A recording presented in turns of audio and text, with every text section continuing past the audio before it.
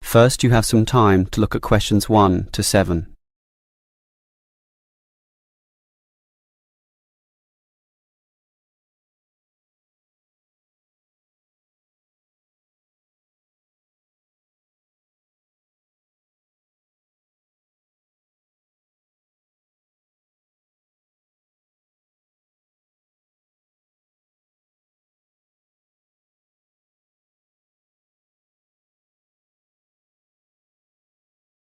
Now we shall begin. You should answer the questions as you listen, because you will not hear the recording a second time. Listen carefully and answer questions 1 to 7. Hello, can I speak to... the advert doesn't give a name. Well, the name is Bob, and I guess this call is about the car I'm selling, right? Yes, my name's Francis, and I'm definitely interested. You'll like my car then. Clean, neat, nice. What sort is it? Oh, the original model was called an Echo. You know, like the echo a sound can make. But then they changed the name to Yaris just before I bought it. Yaris. I don't know why. I liked the old name, and it's the same car, but that's what it's called. So, what's the colour? The ad says it's cream-coloured. Like cream, then? Yeah, well, it's more of a yellow colour, actually. Not cream? No, I don't know why I said that. It's like a canary, and it's more like one, too. So, what about the power? How many cylinders does it have? 4 or 6? My brother has a 6-cylinder car and says it's very powerful. Well, this one's 4 only, but I find it fine for city driving. As long as you don't intend to drive this car interstate or across the country, it does the job fine. That's okay. I just want the car basically for commuting to work and maybe some weekend trips. Is it 2-door or 4-door? I suppose it's not 4-door. The car's too small for that, right? Right, just 2 doors, as you say. The front seat bends forward to allow entry into the rear. That's fine by me. This car is just for my girlfriend and I anyway. What about accessories? Radio, CD player, anything else? Does it have an air conditioner? Well, no, it doesn't, but I don't find that a problem. I just open the window. I mean, if you really want, you can pay to have an AC installed. Basically, the only additional feature this car has is a radio, but it's still a great deal. That depends on the price. You say you want $12,800, right? Yep, about that. Well, obviously you expect the price to be reduced to an even figure, right? Well, I don't know. $12,000. $12,500, maybe. If you can lower it a bit, I'll come and have a look, okay?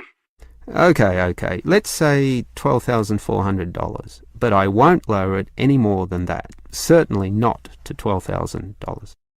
Well, if I can get that better price, I may come over this afternoon. But what year is this car? How old is it? My brother's got a 12-year-old car and it's showing problems. Well, my car was brand new only 3 years ago, but it still looks like it's only been 1 year on the road. Okay, that sounds good. Before you hear the rest of the conversation, you have some time to look at questions 8 to 10.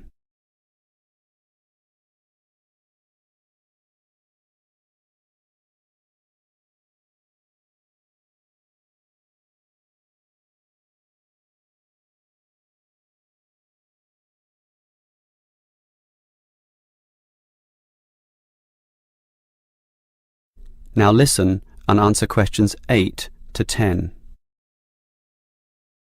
Can I just ask a few more general questions about this car you're selling? Sure. Can you just tell me why you think it's such a good deal? Of course, I won't necessarily believe you, but just tell me what you think.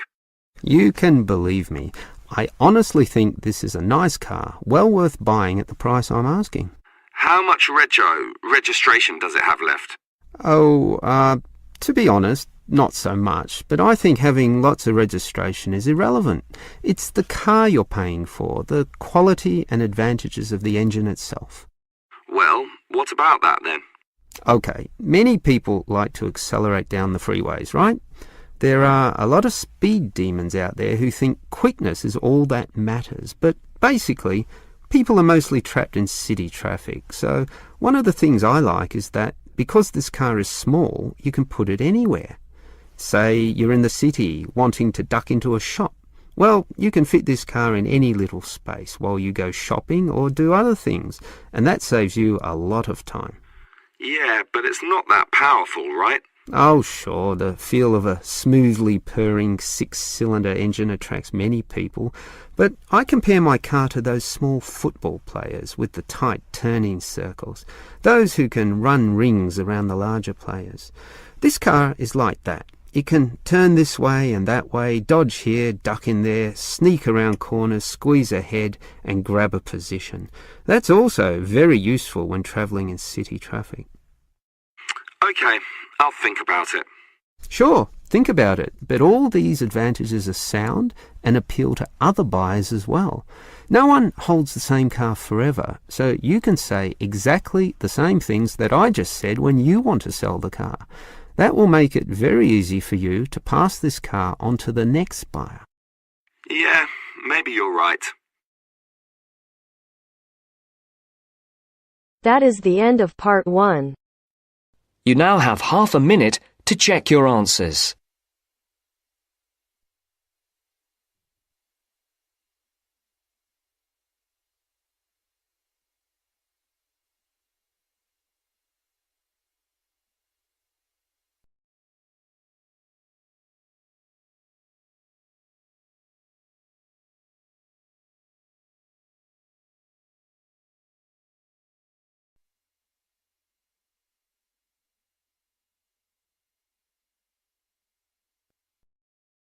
Now turns to part 2.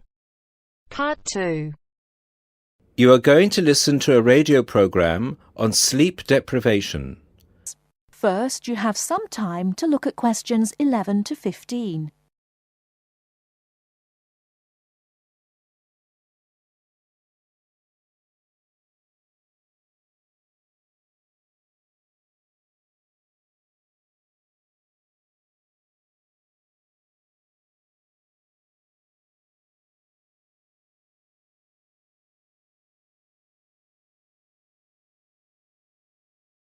Now, listen carefully and answer questions 11 to 15.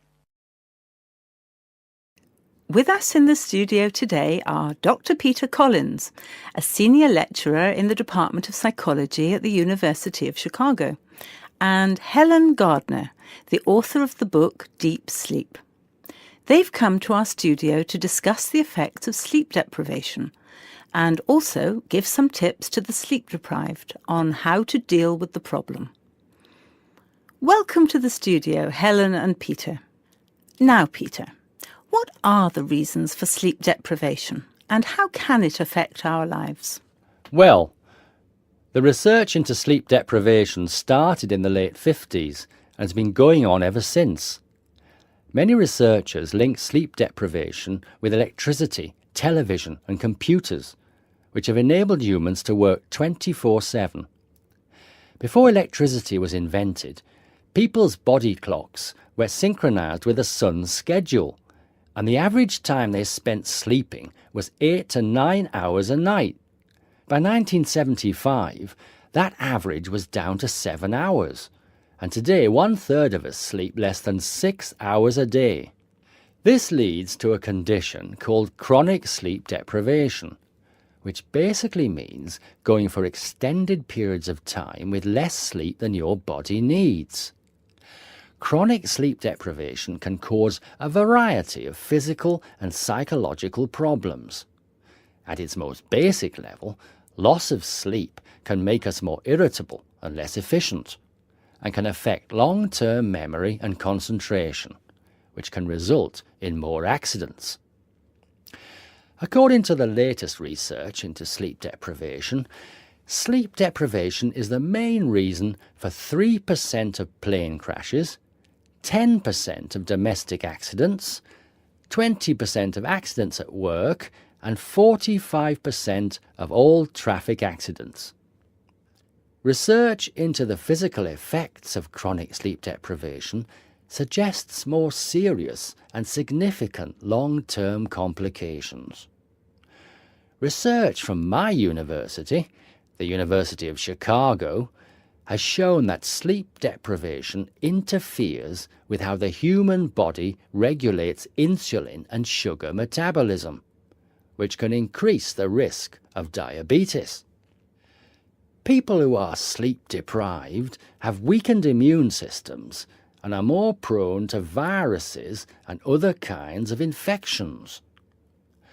People who don't get enough sleep have cognitive problems or difficulties processing and assimilating new information. Lack of sleep affects long-term memory and slows down such abilities as judgment and reaction times.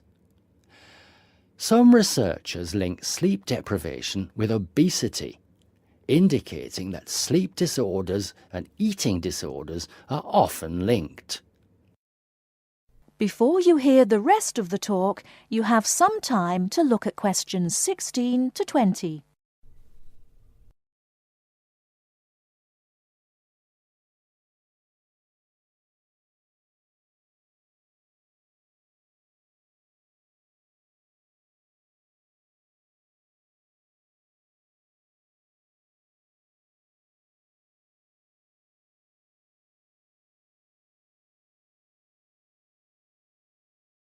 Now listen and answer questions 16 to 20.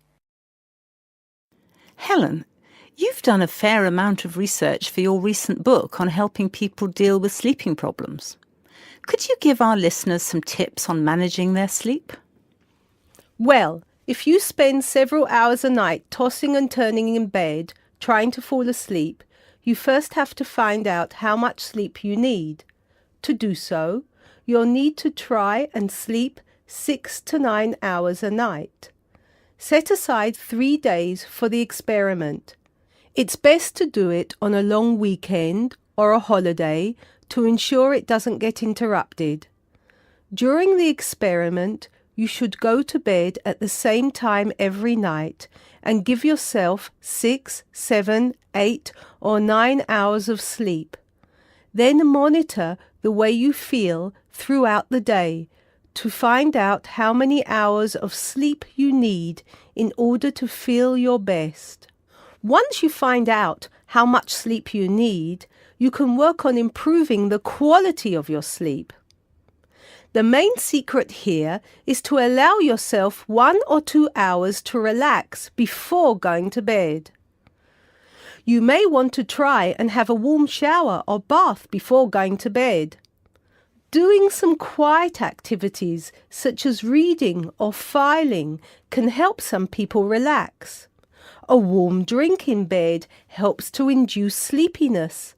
Some people take up yoga or meditation to help them relax at night. Different techniques will work for different people, so it's best to experiment and find the one that suits you best. You should definitely avoid using technology before going to bed.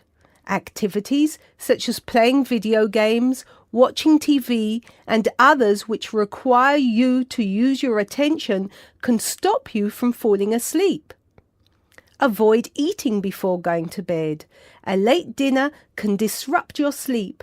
Not only is going to bed with a heavy stomach bad for digestion and can make you overweight, but it can also keep you awake for hours.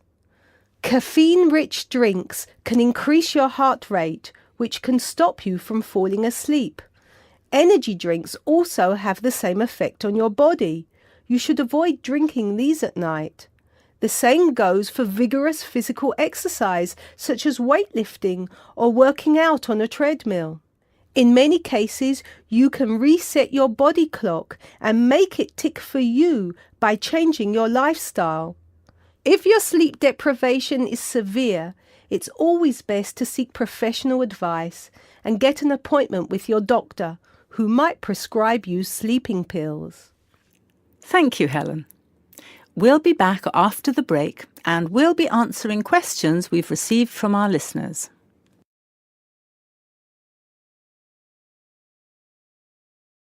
That is the end of part 2. You now have half a minute to check your answers.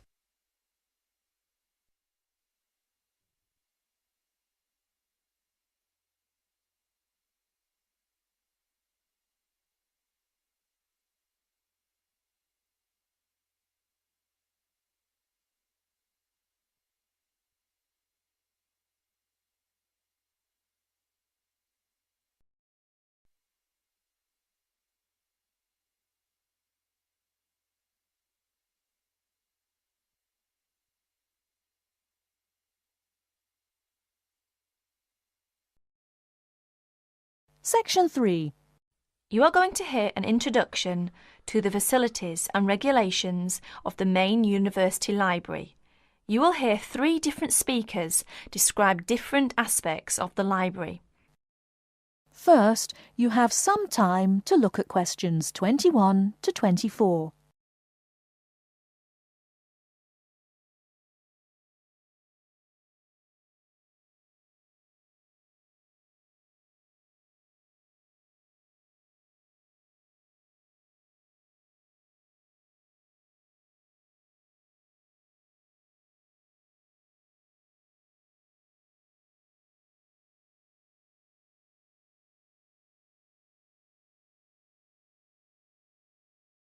Now, listen carefully and answer questions 21 to 24. Hello, my name's John Giles. It's good to see you all here for this part of your orientation to the university. Libraries can be complicated and frightening places for new students, and my job's to make you feel welcome, show you how you can find your way around, and introduce you to people who can give you further information and advice about using the library. I'll give you a general introduction to the printed materials. Then Susie, who you will meet in a few minutes, will talk about our multimedia services. And finally, Jonathan Freeland, our head librarian, will outline the rules and regulations you must observe as library users. First, though, on behalf of my colleagues and myself, I want you to know that we are all at your service. Unlike many libraries, we insist that all our librarians have an additional qualification in at least one of the subjects taught in the university. You will find librarians who are specialists in science, social sciences and humanities. Most of our staff are also currently doing research and thus up to date with the periodical and internet literature, as well as the books. The second advantage we enjoy here is that all our books and periodicals are available from this building. Some of them have to be ordered from our underground stores, known as the stacks, but you don't have to visit more than one building to find the materials you need. This is because we are purpose-built. Now, how do you find your way around? As you no doubt saw in the entrance hall, there is a plan of the library showing you where the books and periodicals can be found for any particular subject. We keep the books and periodicals for each subject on the same floor, so for instance, environmental sciences are colour-coded green and are housed on the ground floor towards the front. Geography is colour-coded brown and can be found on the ground floor towards the back of the building. Each room is organised on the same plan. Reference books, which cannot be taken out of the library, are found at the far end of each room, near the librarian's desk, or station as we call it. Next to them, on the right, are periodicals for the last 2 years. The rest of the shelves contain general books on the subject. These can be borrowed. Lastly, the domestic arrangements. Seating. Before you hear the rest of the talk, you have some time to look at questions 25 to 30.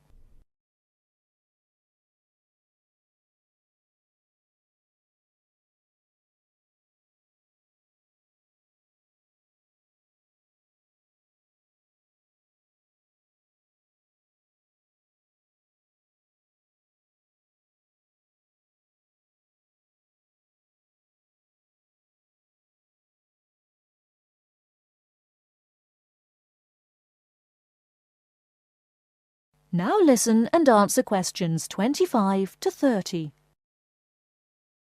The library is of two kinds: rectangular tables for up to 6 people and individual study booths known as carols. No, not Christmas carols. At every seat there is a PowerPoint for a laptop computer. There is also a panel which lights up to tell you when a book you have ordered is ready for collection from the librarian's desk. After all that hard work, you'll be ready for something to eat. And there are slot machines on every floor where you can buy food and drink. In the basement is a cafeteria where you can order fast food such as pizza, hamburgers, and also fish and chips, salad and fruit. You mustn't bring food and drink into the reading rooms, though. Here's Susie Wallace to tell you about the high-tech facilities of the library. Thanks, John. Don't worry, this isn't going to require a degree in systems engineering to get the hang of. Anyway, with computers and audio systems, the best way to learn is by doing. But here's a few tips to get you started. If there's anything else you want to know, each piece of equipment has a manual explaining how to use it, and either I or Elaine, my very capable assistant, will be on hand to get you sorted out. First off, I'd like you all to follow me over to the Multimedia Centre. You have to come through this room to get to it in any case. Then gather round and I'll talk about each piece of equipment as we get to it. Right, here we are. Now, the Multimedia Centre, or MMC for short, houses all the computer facilities you'll need for your degree studies and your language learning. Many of you are studying electronics or similar subjects. We have terrific facilities for learning CAD, computer-aided design, for you non-technies. Some leading companies have donated equipment and state-of-the-art software packages. That's a spin-off from our thriving Industry Links programme. Many of you will be going on for your job experience. But to get back to the point, we have 44 PC terminals and 6 Macs. The Macs are loaded with fantastic software for you, art and design and textile design students. Over here, you can see our 2 widescreen TV monitors. They can receive broadcasts in most Asian and European languages, as well as English. For English language news, we encourage you to use the Student Union TV room, so that those who are learning other languages can use these. Some useful broadcasts come at awkward times, so if you get a note from your academic advisor on a form we'll give you, we can tape up to 2 hours a week for you. In a moment, I leave you to explore on your own, but here's our head librarian to say a brief word about library regulations. Good morning. I'm sorry to sound like a police officer, but there are a few rules we all need to observe for the benefit of everybody. Courtesy to staff and other library users comes high up the list. Second, the security and safekeeping of materials is essential. All library items are electronically tagged. If the beeper goes off as you leave, you must return to the checkout desk. You are not allowed to bring any bags, packages, or outdoor clothing into the reading rooms. You must leave them in the lockers outside in the corridor. You must take reasonable care of library materials while they are in your possession and return them within 2 weeks of borrowing them. Failure to return them on time without a good reason will result in a fine. When you register to join the library, you will get a copy of the full rules and you must sign this to say that you obey them. That is the end of section 3. You now have half a minute to check your answers.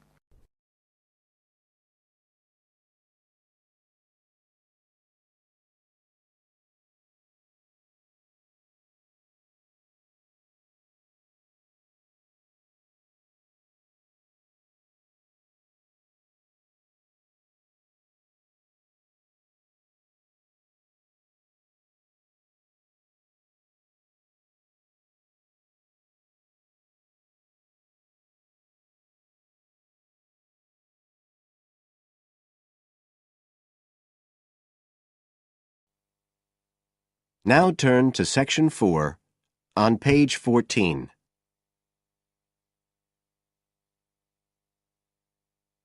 Section 4. You will hear a speaker giving a talk about some recent research about unusual life forms. First, you have some time to look at questions 31 to 40 on pages 14 and 15.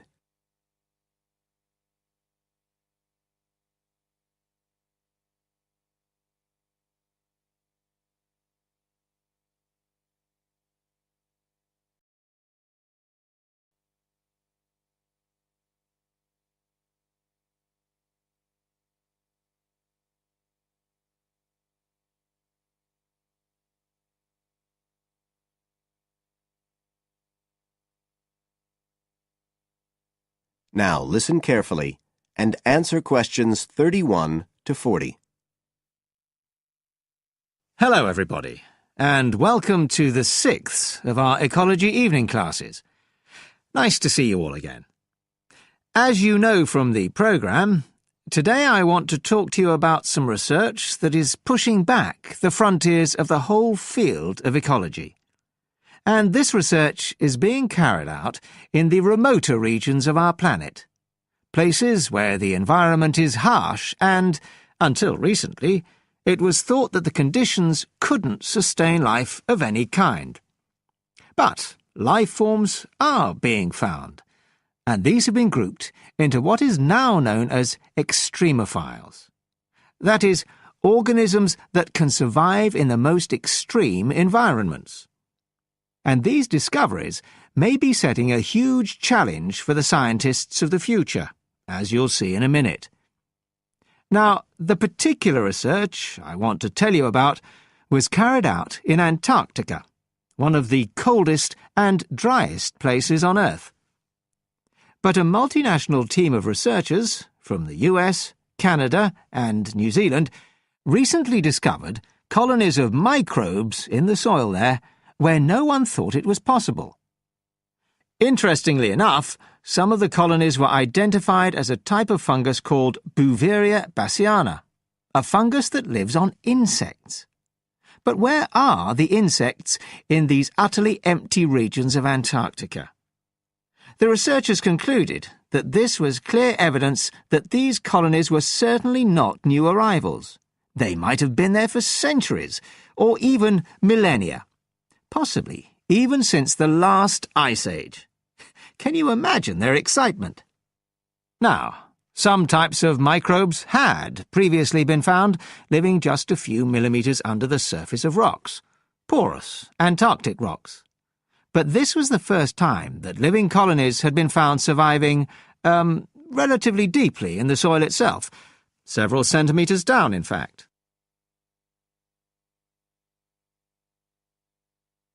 So, the big question is, how can these colonies survive there? Well, we know that the organisms living very near the rock's surface can still be warmed by the sun, so they can survive in their own microclimate. And this keeps them from freezing during the day. But this isn't the case for the colonies that are hidden under the soil. In their research paper, this team suggested that the very high amounts of salt in the soil might be the clue, because this is what is preventing essential water from freezing. The team found that the salt concentration increased the deeper down they went in the soil. But while they had expected the number of organisms to be fewer down there, they actually found the opposite. In soil that had as much as 3,000 parts of salt per million, relatively high numbers of microbes were present, which seems incredible. But the point is that at those levels of salt, the temperature could drop to minus 56 degrees before frost would cause any damage to the organisms. This relationship between microbes and salt, at temperatures way below the normal freezing point of water, is a really significant breakthrough. As you all know, life is dependent on the availability of water in liquid form, and the role of salt at very low temperatures could be the key to survival in these kinds of conditions. Now, the process at work here is called supercooling, and that's usually written as one word, but it isn't really understood as yet, so there's a lot more for researchers to work on. However, the fact that this process occurs naturally in Antarctica may suggest that it might occur in other places with similar conditions, including on our neighbouring planet, Mars. So, you can start to see the wider implications of this kind of research. In short, it appears to support the growing belief that extraterrestrial life might be able to survive the dry, cold conditions on other planets after all. Not only does this research produce evidence that life is possible there, it's also informing scientists of the locations where it might be found. So all of this might have great significance for future unmanned space missions. One specialist on Mars confirms the importance of the interaction. That is the end of section 4. You now have half a minute to check your answers.